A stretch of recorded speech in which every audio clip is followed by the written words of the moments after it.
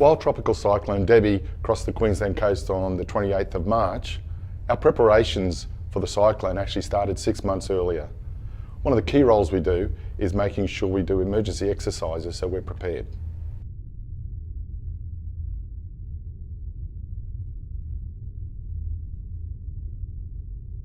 Once we knew there was a cyclone brewing out there in the Coral Sea, our normal processes kicked in with people from Network Performance monitoring the progress of the cyclone. We started making preparations, including ensuring many of our sites were tidied up. There was no loose debris that could fly around in a cyclone. Making sure diesels had fuel, all those sorts of things to make sure that we were as ready as we could be for when the cyclone hit. And so we spent a fair bit of time in the lead up to the cyclone and on the Tuesday when the cyclone hit, working with AEMO about the risks to the network from that sort of flying debris and coming up with contingency plans, and AEMO operating the market in a way that meant that there was security and reliability for all the customers in North Queensland.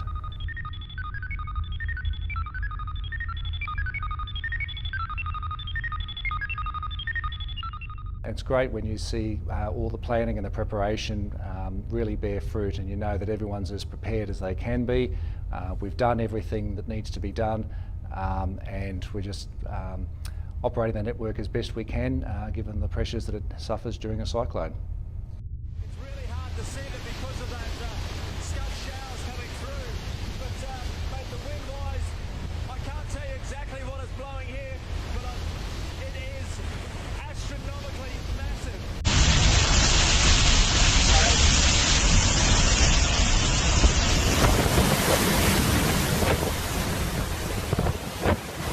So the CEMT was first formed over the weekend prior to the cyclone hitting. I was emergency manager, so I kicked it off on the Sunday the 26th. So emergency manager for almost a week for that particular event. So when it hit Category 4, with gusts of in excess of 225, that meant we were in for a big blow, and we had to put special plans in place. I think the most memorable part was when the cyclone was trying to cross the coast. So it was sitting there for a long period of time over the top of our assets, particularly in the Proserpine region. I think the feeling as the cyclone track resolved and became apparent where it was going to cross, it really was, from a Powerlink perspective, quite a good location in that our main 275 kV backbone assets were located a fair way back from the coast, so it gave time for the cyclone strength to reduce before it was going to impact on the main backbone of our network. So we knew what our design ratings on those particular structures were and substations, but the anxious part was the flying debris. We couldn't actually anticipate what would happen there. So yeah, that as it was coming across the coast very slowly was the most anxious time of all.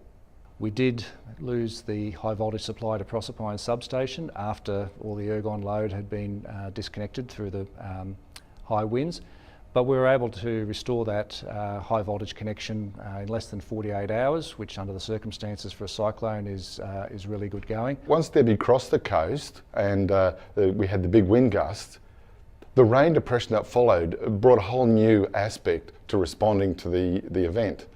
So we had to move from a high wind event to, in fact, raging floods impacting our network.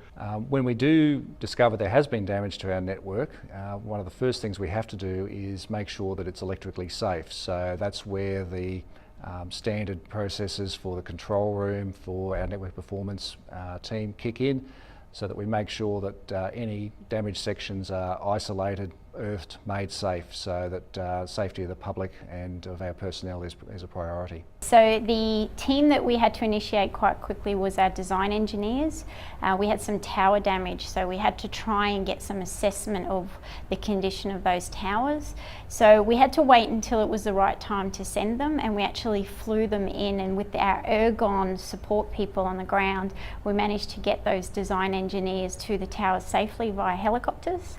That way they could do the straight up assessment, so that the team back here planning the recovery and the restoration could handle that. Our job is to save the other line save the people first. We were flying over out of Mackay over Serena and the cane fields, and flying over the cane fields there was flattened cane and vegetation everywhere. The local farmers in that area, they've lost a lot of stock, Yeah.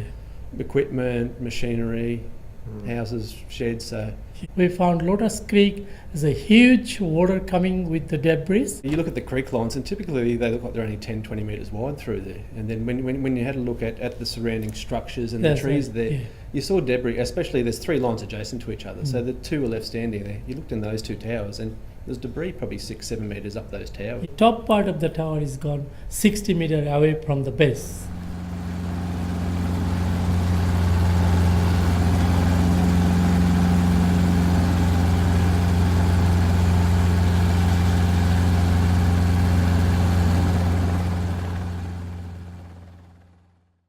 Partnership that we have with Ergon is something like I've never seen before in all of my career dealings.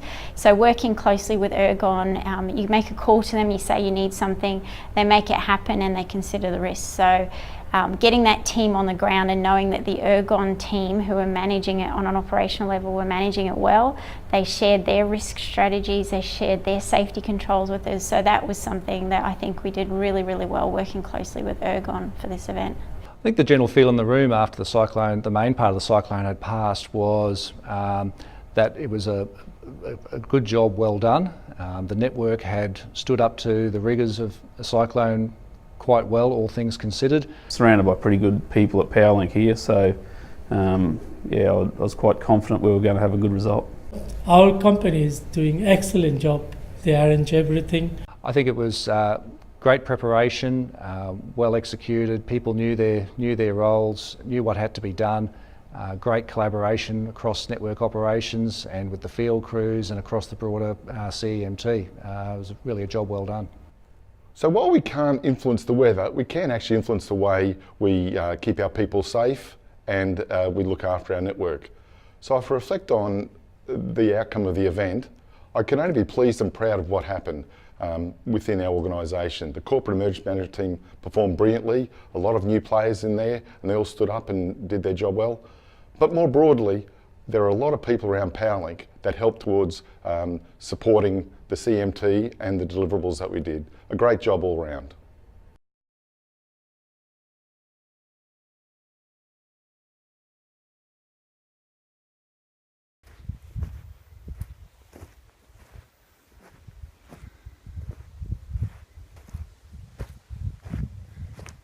Just around the side here, I'll show you where there's this great washout around the foundations. This is an area where the conductor has just been buried underneath all of this rubble, quite large stones. Of this particular tower, the rest has just been swept down the creek in that southerly direction.